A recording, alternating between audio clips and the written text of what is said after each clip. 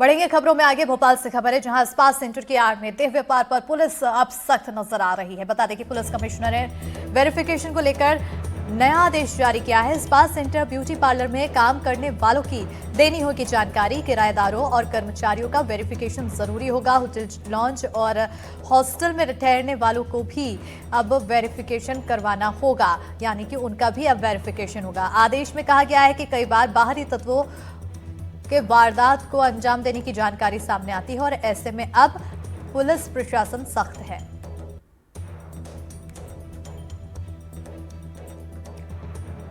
और इसी पर ज्यादा जानकारी के साथ भोपाल संवाददाता आकाश द्विवेदी जुड़ चुके हैं। सीधा रुख करेंगे सहयोगी की। और आकाश, कहीं ना कहीं अब ताबड़तोड़ एक्शन देखने को मिल रहा है प्रशासन की तरफ से, जहां स्पा सेंटर पर देह व्यापार का कार्य किया जा रहा है।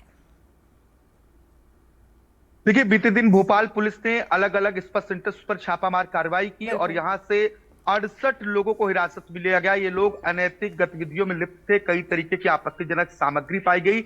स्पा सेंटर्स में देह व्यापार का खुलासा हुआ। इसके बाद अब भोपाल पुलिस कमिश्नर ने नया आदेश जारी कर ये कहा है कि सभी स्पा सेंटर्स पर जो कर्मचारियों का वेरिफिकेशन है वो किया जाएगा। इसके साथ ही जो ब्यूटी पार्लर्स है उन ब्यूटी पार्लर्स में भी काम करने वाले लोगों का वेरिफिकेशन किया जाना है, क्योंकि कई बार ऐसी आशंका बनी रहती है जिसकी वजह से जो बाहरी तत्व जो यहां पर काम करने वाले लोग हैं उनके द्वारा अपराध किए जाने की संभावना रहती है। ऐसे में ऐसे लोगों की जानकारी हो और ये जानकारी पहले पुलिस को दी जाए, इस बात को सुनिश्चित किया जाना चाहिए। पुलिस ने यह भी तय किया है कि आने वाले समय में इस तरीके की गतिविधियां स्पा सेंटर्स या ब्यूटी पार्लर्स पर ना हो। इसको लेकर विशेष तौर पर पुलिस की जो टीमें हैं वो अलग अलग जगहों पर छापेमार कार्रवाई करती रहेंगी।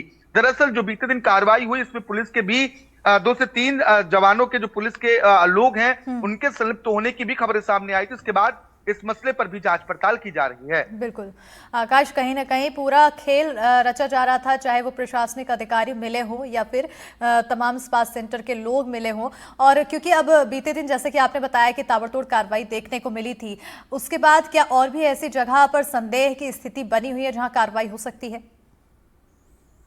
देखिए, संदेह और शिकायत के आधार पर भोपाल के जो अधिकतर स्पा सेंटर्स हैं उनमें रेड की जा चुकी है। अब जो दोबारा कार्रवाई होगी वो अगर कहीं से शिकायत मिलती है इसके बाद कार्रवाई की जाएगी, क्योंकि इन्हें नोटिस भी दिया गया है। इसके साथ ही जो लोग वहां पर पाए गए हैं उन लोगों को भी नोटिस देकर समझाइश दी गई कि इस तरीके की गतिविधियों में लिप्त ना हो।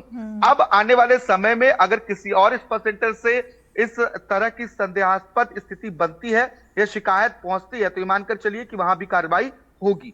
बिल्कुल, बहुत शुक्रिया आकाश तमाम जानकारी देने के लिए। तो आने वाले समय में अब जिस तरह से देह व्यापार का जो खेल चल रहा है उस पर अब पैनी नजर प्रशासन की बनी हुई है और एक के बाद एक कार्रवाई जरूर देखने को मिलेगी।